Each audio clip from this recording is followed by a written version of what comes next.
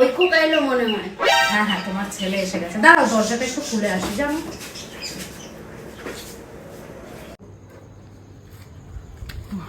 কি হয়েছে? আর বলো না, যা গেল আজকে। এরকম অবস্থা কেন? বাসে উঠবো বলে বাসটা ধরতে যাচ্ছি, দৌড়াচ্ছি আর বাসটা চলে যাচ্ছে।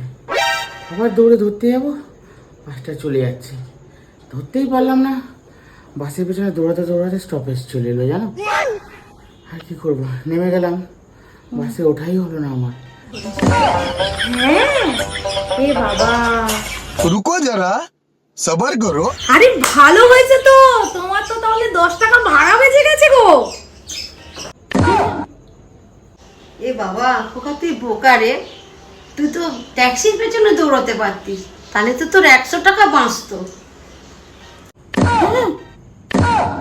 हे प्रभु হে প্রভু, हे हरि राम